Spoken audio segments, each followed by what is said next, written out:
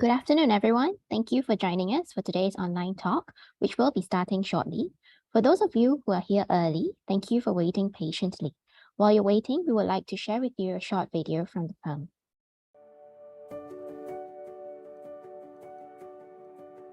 I founded the firm in September 1985 with the vision of seeking truth and justice for our clients and not just winning their cases. Over the years, the team has achieved many significant milestones. We are today recognized by the Legal 500, Asia Law Profiles, and Asian Legal Business as a recommended firm in various practice areas. While we have embraced technology to make our services efficient and responsive, we continue to grow on the bedrock of meticulous preparation and hard work, for which there is really no substitute. As legal practice becomes increasingly international, we keep ourselves ahead of the curve with our relationships with lawyers from around the world. Our firm is a founding member of the Legal Lawyers, a growing international network of law firms in 20 Asian and European countries. We believe in partnering with our clients to protect and grow their business. We achieve this by holding firm to our values of integrity and justice, while giving our best to deliver effective and efficient solutions. Instead of just legal services, we focus on developing great working relationships based on understanding and respect. The firm invests in its team and emphasizes professional development. We are keen to share our knowledge and publish our articles on our website. And we also give back with our corporate social responsibility activities. We cultivate a passion for the law and enjoy what we do. This brings out the best in us for our clients today and tomorrow. We regularly advise foreign clients, including many Chinese investors, and have a ready appreciation for different ways of doing business. In corporate matters, we offer relevant and commercial solutions, often raising issues that clients may or may not have realized before. In negotiations, we believe in facilitating win-win outcomes.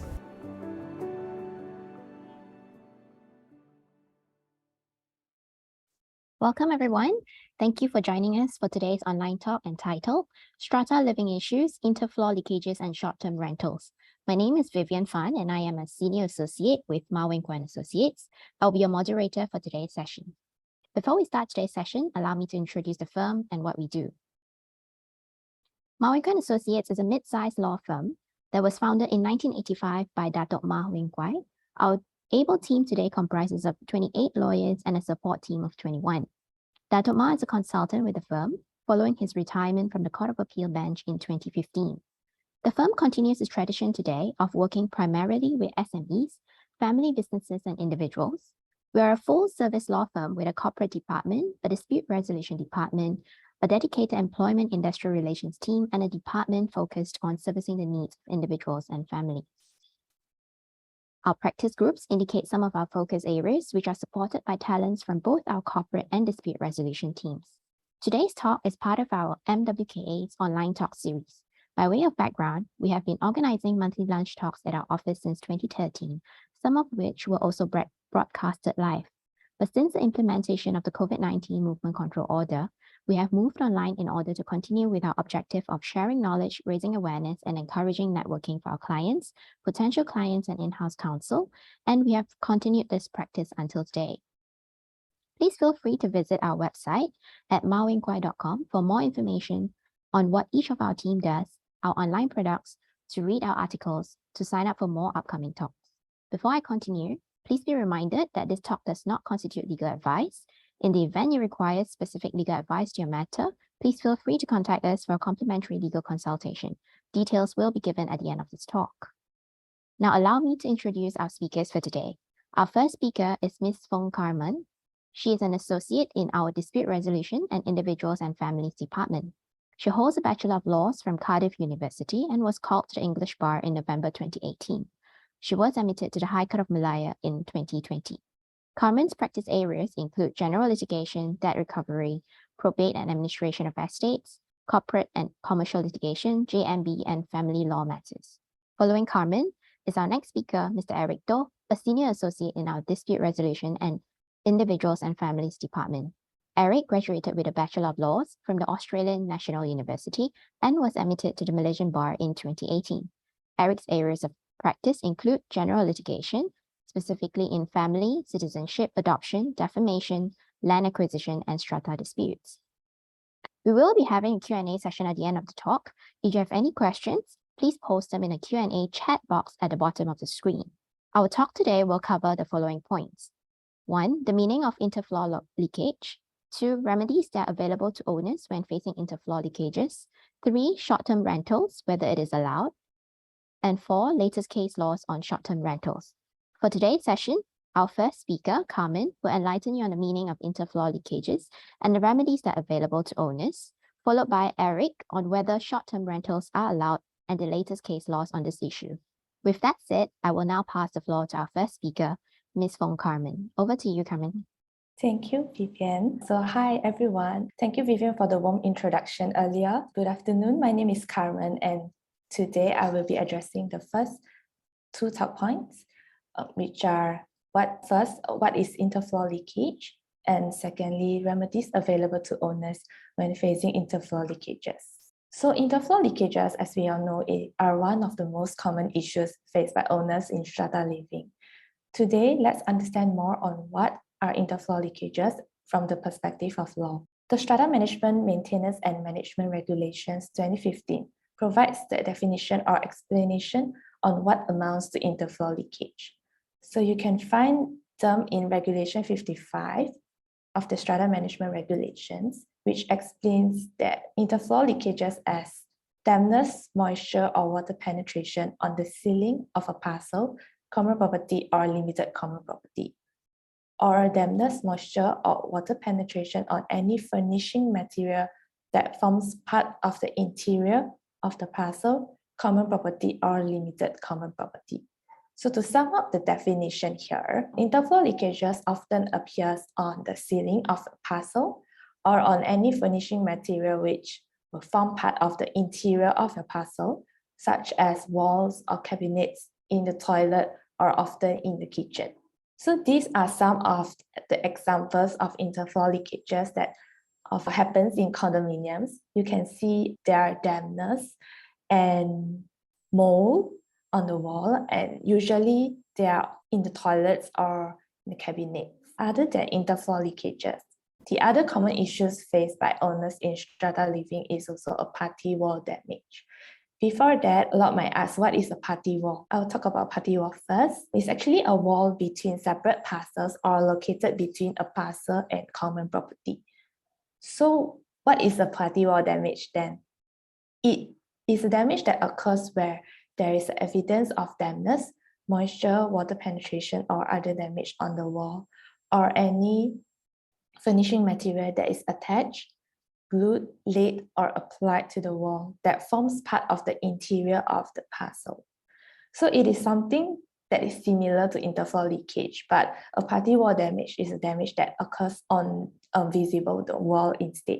So some examples of party wall damage are like the cracks on the wall or plaster ceiling, or on your tiles, or tears to your wallpaper or parcel or panel in your parcel. So for party wall damage, the procedure to claim is actually the same as the procedure to claim for interfloor leakages, and we'll look into the procedure shortly. For now, we'll look at some examples of party wall damage, which you can see. The first picture is there's some tearing of the paints or wallpaper, and these you can see that there are some like tears or cracks on the wall. So these are examples for party floor damage. As frustrating as it looks, many owners who face with these situations would then ask what should they do or who can they look to solve their issues. We will now talk about what are the remedies available to owners when facing interfloor leakages or party wall damage. First, we'll look at the recourse or remedies under the Strata Management Regulations. The provisions specifically talks about interfloor leakages can be found in Regulations 55 to 67.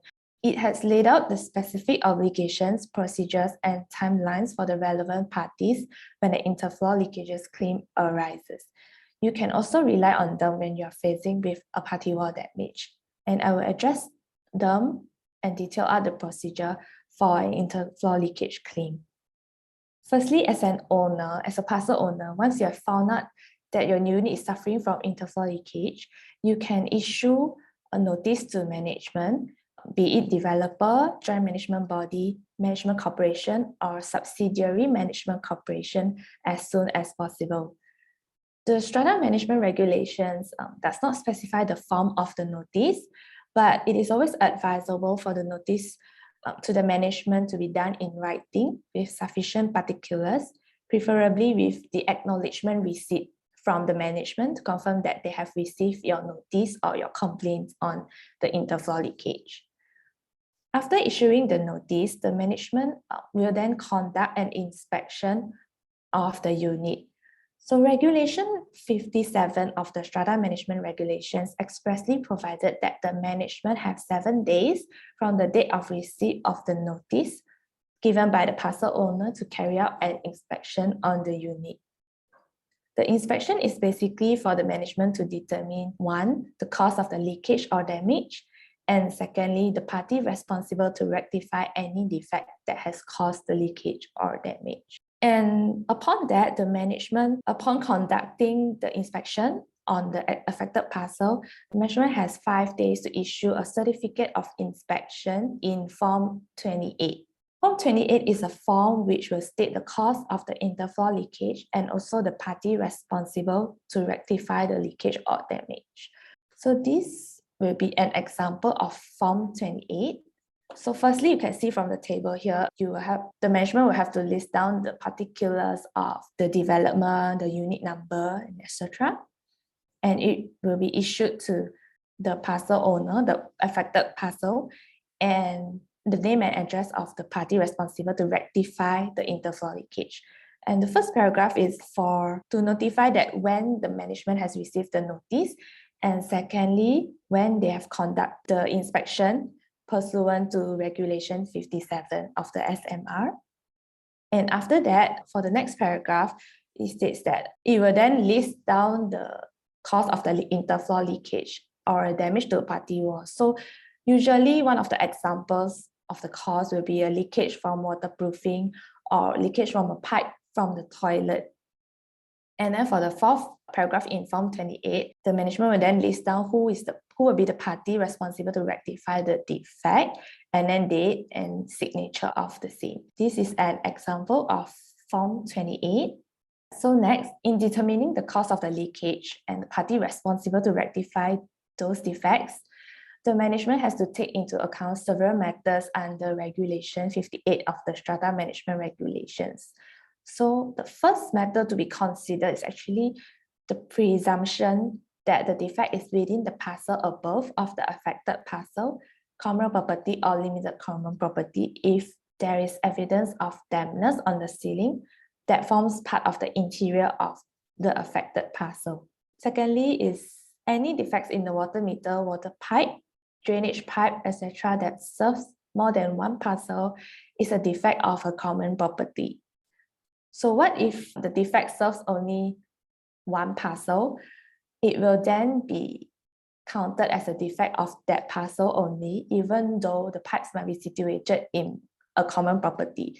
And any defect of any parcel or common property during the defect liability period, which is due to defective workmanship or materials, or not construed in accordance by the management in determining the cause of the leakage and who is responsible to rectify those defects. So you might be wondering, why does all this matter? The plans and description approved by the appropriate authority shall be the responsibility of the developer. So these four are usually the matters to be considered. This actually will help you to determine what are your next steps and who you should be looking for to fix the damages. So after the inspection, the findings, as we can all see in Form 28, will either be these 3 findings, and it might be caused by defective workmanship within the defect liability period. It also might caused by or attributable to another parcel, or caused by or attributable to common property.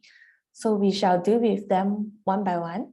And Firstly, for caused by a defective workmanship within the defect liability period, when the inspection report has shown that the interfloor leakages is caused by defective workmanship of a parcel, which is still within the defect liability period, the owner may then make a claim against the developer pursuant to the terms in the SPA. You can check back your SPA with the developer on whether and to what extent does it cover on interfloor leakages. If the interfloor leakages happens at common property within the defect liability period, the owner may make a claim against the common property defects account. So what is a common property defects account? So Regulation 50 of the Strata Management Regulations provides that common property defects account is a separate income-bearing trust account, opened and maintained by the commissioner with a bank or a financial institution separately from other accounts of the local authority. And this is usually established by the developer with the COB upon the handing over, and the developer will place a deposit in this account. So next, if it is caused by or attributable to another parcel, the management will then issue the Form 28 to the parcel owner, and once the parcel owner receives the Form 28, they shall take the necessary steps to rectify the leakage or damage within 7 days of receipt of the Form 28. If the particular owner fails to do so or rectify the damage within 7 days, the management has the duty to do it on behalf of the owner, and the management can then charge and recover all costs and expenses from the party responsible to rectify the damage. And lastly, when it's caused by or attributable to common property, the management should take all necessary steps to rectify the damages within 7 days of the date of issue of Form 28. What if an owner or a developer or management thinks that the interfloor leakage or damage is not caused by them after the issuance of Form 28, or if they don't agree with the findings in Form 28, Regulation 64 of the Strata Management Regulations provides that if you are not satisfied with any decision made against you, you may refer the decision to the COB. So the COB will then review and determine the cost of the leakage or damage, and also the party responsible to rectify it. There's also no specific format for a reference to the COB under the Strata Management Regulations, but the same thing with notice, it should be made in writing with sufficient particulars and also with an acknowledgement receipt. For inspection or rectification, the general rule of 7 days should apply. The management shall give 7 days notice to the parcel owner or occupier before carrying out an inspection or rectification of the unit. Of course, this does not apply if there are emergency situations like there are heavy leakages or like mini floods in your unit. So what happens if the owner refuses to give access to carry out an inspection? Regulation 63 of the Strata Management Regulations actually provides that any parcel owner or occupier refuses to give access to carry out inspection will be liable to a fine not exceeding 50,000 or to imprisonment for a term not exceeding 3 years or to both. So to take note on this regulation, and once you have received notice from the management to conduct inspection on your unit, you shall give your full cooperation with the inspection. So just a short recap on the timelines for the whole procedure is, firstly, should the affected parcel issue a notice to the management, and within the 7 days, the management should conduct an inspection on the unit.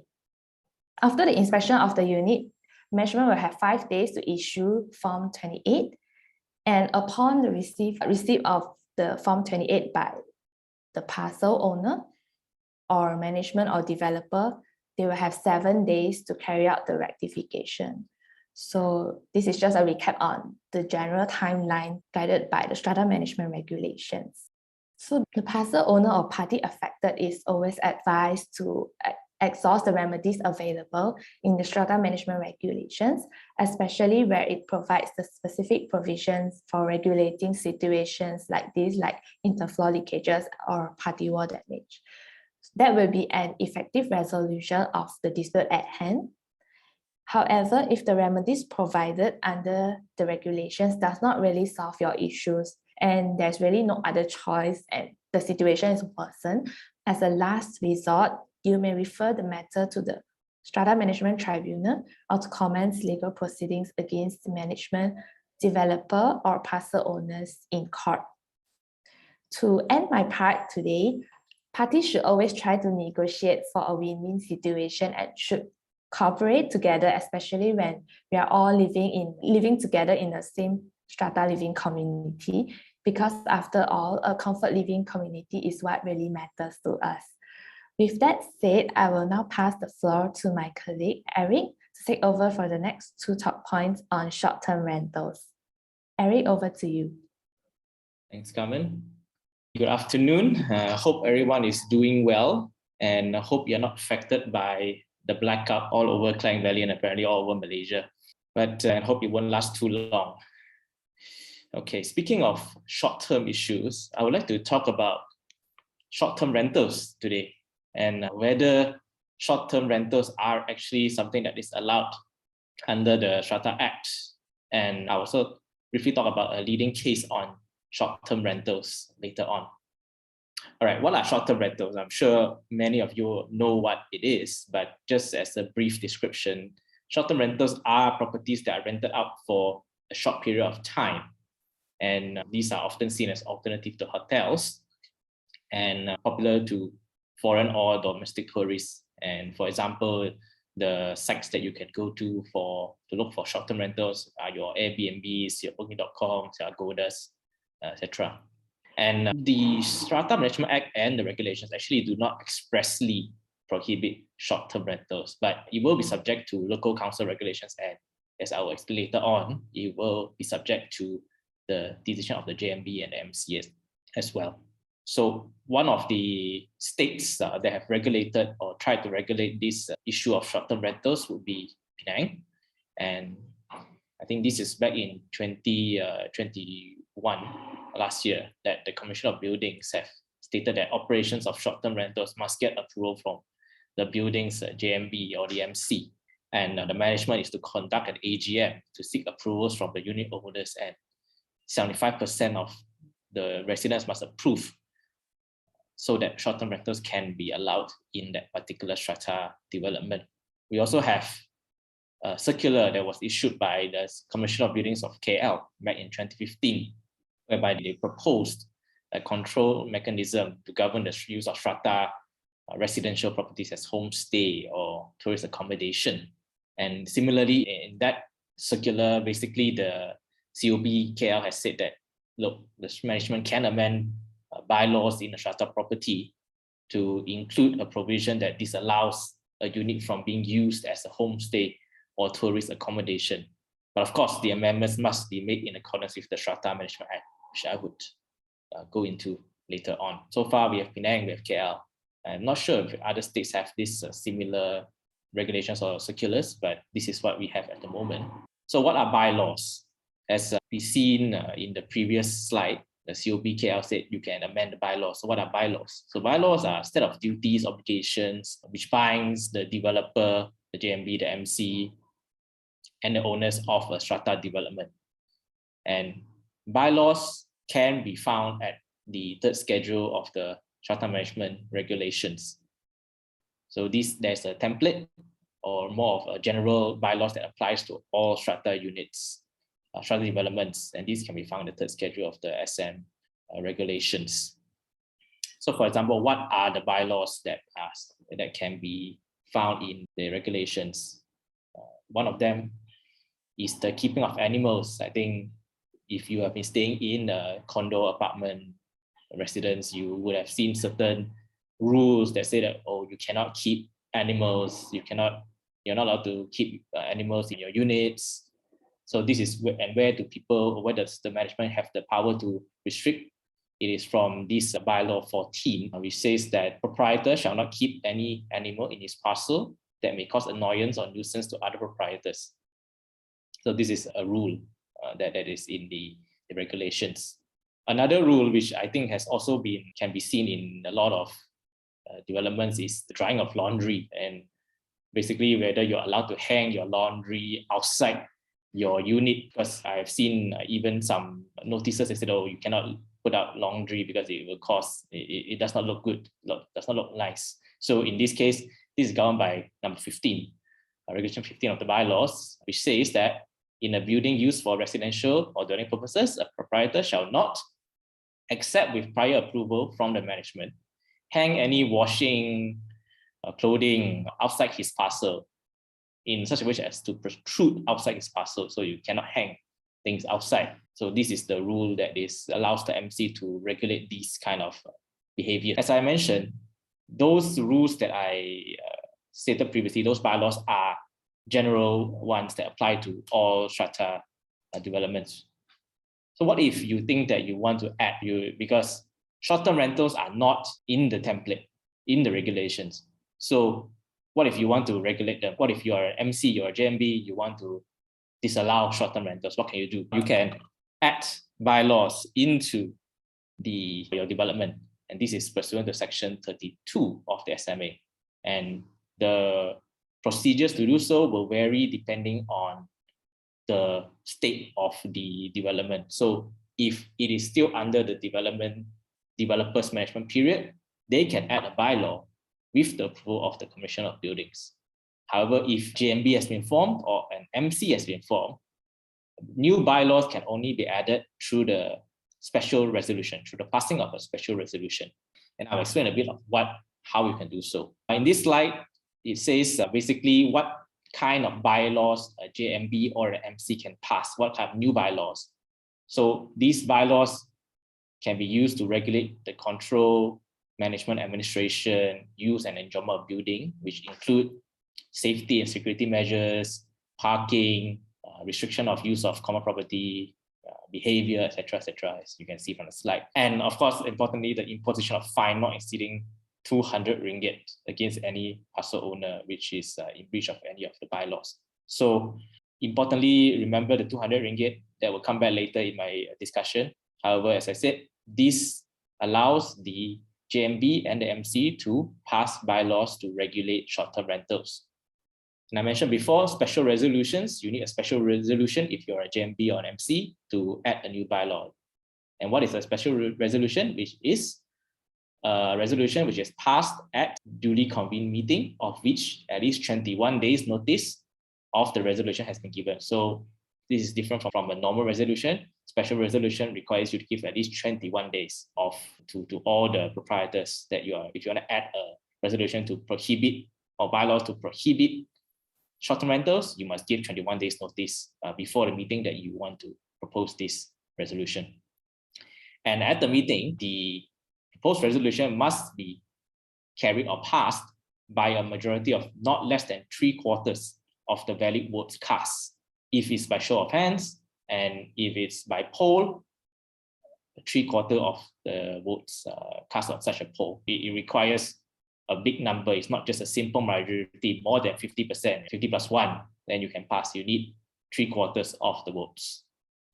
All right, so that is what is the procedure or the general procedure of how you can add bylaws to prohibit short-term rentals. Now I'll come to the landmark case or the leading case on whether short-term rentals or regulations or rules prohibiting short-term rentals are actually allowed under the law. And I'll come to the case of Inap Salil and Verve Suites Mount Kiara MC. Basically, back in 2020, October, the federal court in Inap Salil had ruled that MCs and JMBs can ban short-term rentals through their own house rules or bylaws. So this is too long, didn't read. This is basically what is the effect of the case. MCs and JMBs can ban short-term rentals through their own house rules. And why is this so? Maybe I'll just go into the brief fact of the case. In that case, the plaintiff is the MC, the Management Corporation of Verve Suites.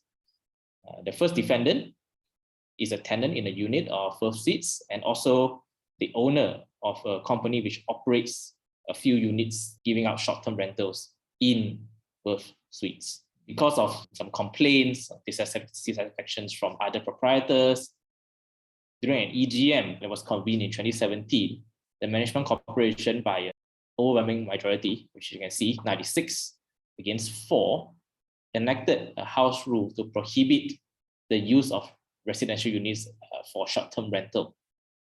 And this is house rule number 3. This is what we call house rule number 3. And I just reproduce here the actual resolution that was passed on house rules number 3 so that you can have a better understanding of how you prohibit short-term rentals. So as paragraph 1, it says units shall be only used for the purposes of service suites and shall not be used for business or any other purpose, which may be detrimental to the credibility of those suites. The use of any unit for short-term rentals is prohibited. So it's quite clear. It says here, use of any unit for short-term rentals is prohibited. And it talks about what can be deemed as short-term rentals, and they list down any stay which booking was made via Airbnb, Booking.com, Agoda, which the famous ones, the more regularly used sites. And at the last paragraph, it says, of any infringement found shall be deemed to be at least a minimum of 2 nights stay and 2 days unless proven otherwise. And a unit owner shall be liable for the penalties incurred by his tenant if his tenant carries out such activities. So naturally, the defendant was not happy with this rule because it will now take away his right to have his units being used for short-term rentals. So what can be done? What did they do? They challenged. At first, they continued the business, but then challenged the house rule number 3 in the tribunal on the ground that it is breached Section 70 of the SMA. And what did the High Court say? The High Court actually ruled in favor of the plaintiff and held that short-term rentals was neither a dealing or tenancy exempt from registration under Section 70. It actually agreed with the tribunal. And however, the High Court struck down a daily fine of 200 ringgit each day because it held that it contravenes Section 70, sub 2 of the SMA. So basically, the High Court say, yes, you cannot have short-term rentals. The rule saying that you cannot have short-term rentals is allowed, but you cannot have a daily fine of 200 ringgit each day. That is not allowed. That you cannot pass such a rule. And this particular decision was actually affirmed by the Court of Appeal in terms of a rule that fines a person or unit owner of 200 ringgit. That is not allowed. The defendant appealed to the Court of Appeal, and again, the Court of Appeal agreed with the High Court and said that the rule is valid and enforceable. It's not contrary to Section 70. The Court of Appeal also said that it will defeat the purpose, the spirit and purpose of the Act if parcel owners use their residential units for business such as short-term rentals. And short-term rentals are not a landlord-tenant relationship. So it cannot be termed as a dealing, lease, or tenancy under Section 70 of the SMA. So we now go to the federal court because the defendants were not happy with both decisions. They appealed all the way to the federal court. And at the federal court, there were two questions asked. Number one, whether the house rules override and supersede the express land use on the title imposed by the state authority, and whether the MC's enforcement of the house rules was in violation of Section 70. So second question will be the same as what happened in the High Court and the Court of Appeal. And the decision of the federal court for question 1 is that bylaws passed pursuant to Section 70 are justifiable on the basis that exists for the good of the Strata community. So even if a state authority permits the use of land for commercial purposes, which I think that was allowed in those suites, that is building that can be used for commercial purposes, such use is still subject to the other laws in force, in particular Section 70. Hence, even though the building can be used for commercial purposes, if the JMB or the MC passes a rule that says that you cannot use it for short-term rentals, that rule is still allowed and not unlawful because it's passed pursuant to the Act. So it's a legal rule. For question 2, the federal court agreed with the Court of Appeal and the High Court and said short-term rentals are nothing more than mere licenses.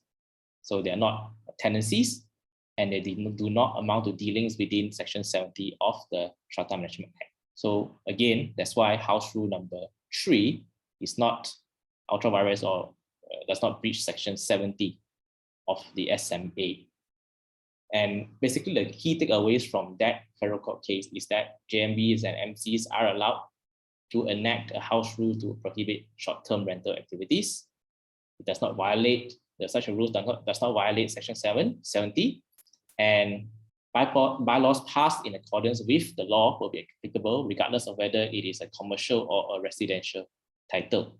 So the answer to whether, back in the beginning, so the answer to the question of whether short-term rentals are allowed or not, the answer is depends on the JMB and the MC.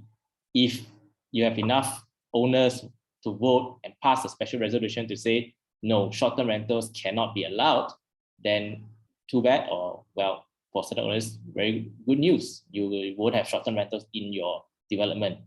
But if you don't have enough numbers, then of course, short-term rentals will be allowed because it is not something that's expressly prohibited under the law. And that concludes my portion of the discussion. I will pass it back to our moderator, Vivien, for the Q&A. Thanks. Thank you, Eric, and thank you, Carmen, for your wonderful insights. We'll now proceed with the Q&A. The first question we've got here is, what is the next level after COB if COB does not respond? Thank you, Vivien. If the COB does not respond, our advice is to send reminders to the COB, probably give them a call or send another letter or email them. If there are still no response from COB after all these attempts, you can bring the issue to the Strata Management Tribunal or court, which is the last resort for the matter. Second question we've got here is, what is SMR? Yeah, I think I can take that. So basically, SMR is a short abbreviation. It's an abbreviation for Strata Management, Maintenance and Maintenance and Management Regulations 2015. And this regulates strata living and rules, and it contains rules and regulations regarding strata developments. As I explained earlier, you have your rules, for example, your pets, your laundries. So that is SMR. Thank you, Eric. The next question we've got here is, Form 28 need to be served via AR registered post or just regular registered post? So Form 28, there's no specific mention in the Strata Management Regulations on whether it has to be served via AR registered post or just registered post, but you can serve it by hand as well, or any other methods that you think that is suitable. But best is to serve it by hand or AR registered post. And you just make sure that the Form 28 will be received by the affected parcel owner. Thank you, Carmen. The following question, is there any form to serve the unit owner for the management office to conduct inspection on the interfloor leaking or party wall damage? I think for this question, there is no specific forms under the regulations, but basically what management can do is to send a general letter which states the date of inspection, the time of inspection, and who will be conducting the inspection, just to let the unit owner know and to expect someone from the management will be coming over to conduct the necessary inspections. Thank you, Eric. The following question before the end of the 7 days period, the rectification works need to start or actually needs to be completed? I can take that question. So the short answer to that is the rectification works needs to start within 7 days. And so upon receipt of Form 28, the owner who is responsible shall then take necessary steps to rectify it, which means it should start within 7 days of the work. Doesn't say have to be completed always. Thank you, Carmen, for clarifying. Next question from the participants is, if the party responsible fails to rectify or make good of the leakage or damage to the affected unit, the management will then be responsible to rectify it. Before the management proceed for rectification, do they need to serve another notice to the responsible party? It's followed by, if the management needs to get at least 3 quotations for comparison before they proceed with the rectification works. Let me just rewind it in my head. And okay, so if party responsible fails to, will the management have proceeding with rectification, will have to serve another notice? I think that's the question. I think the Act doesn't specifically say that you have to, but I think it will be advisable to issue a letter to the owner to inform that, okay, since you're not doing anything, we as the management will do our duties and will rectify it, and we will charge you for the rectification works once we have completed the works. And the second question there is, will the management need to get at least 3 quotations for comparison before proceeding with the works, I think. No, I think the management will decide based on their discretion what is the most suitable quotation to use, because the SMR or the Strata regulations says that the management can proceed to rectify any leakages and charge and recover all costs and expenses from the party who's responsible to rectify it. So it doesn't say that you need company quotation. It just says the management has to rectify it. Thank you, Eric. That was helpful. The next question we have here is directed to Carmen. If the leakage or damage is bad or urgent, can the affected unit or management arrange for rectification immediately and backcharge it to the responsible party? Yeah, so Regulation 63 of the Strata Management Regulations provides that the 7 days rule shall not be applicable in any case of emergency. And if it's bad or urgent, forcible entry may be effected on the unit. There's a small exception to that rule. And for the backcharging part, it will depend who is responsible for the damage. Let's say it's the unit above, and the management can always rectify it first and then backcharge to the party responsible. But if the management is responsible, then the management should pay for the damages. Thank you, Carmen. The next question that's also directed to you is that during the DLP, it is the architect to justify the cause of leakage or damage to the interfloor leakage issue with a proper architect report. What about after the DLP has expired? Who justifies the damages and responsible party? Is it the management? And if yes, do they need to provide a proper report to be attached with Form 28? Okay, I'll take that question since it's directed to me. During the DLP period, it is still for the JMB or the MC to decide on the cost and who is liable to repair the leakage. And Form 28 does not need to attach with a report, but it will be prudent if the JMB or MC engages a proper expert or consultant to make these determinations with regards to the defect or the leakages. Thank you, Carmen. We have this question that asks who to determine who is at fault for leakages and who is the expert and who is the insurer. Eric, maybe you can take this question. Yeah, I think who to determine, I think you can hire a contractor or a consultant to do the inspections, and because they would know where to find the leakages or how to determine where is the leakage coming from. Thank you. Our following question is, what is the next action to be taken aside from the penalty if the unit owner continues to breach the bylaws by operating homestays? Okay, I think I will take this. And this is an interesting question. Number one, if you can manage to pass the bylaws first to prohibit short-term rentals, then that's good. But if you're saying that it's something that beyond penalty, then perhaps one method may be to discontinue those access cards. If your building uses access cards, maybe you can discontinue access cards so they cannot give those out to their guests. So that will, in a way, cause some difficulties for them. But eventually, at the end of the day, I think it requires an amendment in the law for the fine to be either be changed or be amended so that you can fine a unit owner per day for the breach of the bylaws, because currently under the Act, it does not allow for a fine of every day. That causes some difficulties for the management, because you cannot fine a person for renting out, let's say, a unit for 10 days. You cannot fine them 10 times. 200, you cannot do that. Thank you, Eric. The following question we have is, if the affected area of my unit is not restricted to the bathroom, the other parts of my house are affected, such as watermarks, growth of fungus and stains on the ceilings and bedrooms, but the owner of the unit above is only willing to rectify the affected area in the bathroom and toilet. If I'm not satisfied with the scope of rectification works, what should I do? Carmen, maybe you can take this question. Yes, I can take these questions. If you're not satisfied with the scope of rectification, you can always refer back to the Form 28, because Form 28, as I shown just earlier, they have specific mention on which owner is responsible for all the leakages. And I'm sure Form 28 will also include the watermarks and the stains on the ceilings as well.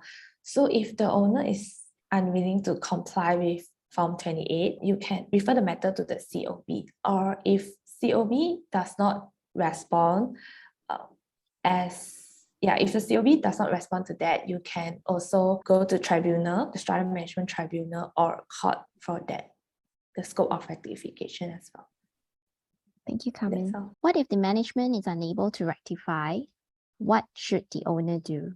I think I can take this. So if it's a short question, but I'm assuming you mean if that the management has tried to rectify, but they are unable to do, or either they refuse or they are delaying. So what should the owner do? I think the owner in this situation will have to take matters in their own hands and will have to do the rectification themselves. But after that is done, then you're paid, then you have to go to tribunal or go to court to claim back from the unit above or the unit beside you, whoever that is the cause of the problems or the leakage, then you have to claim back from them. Thank you, Eric. Okay, the following question is, maybe Eric can take this. Any definition of short-term stay? I think what it means by any definition of short-term rental. Yeah, so as I mentioned earlier, the Act and the regulations doesn't talk about short-term stays.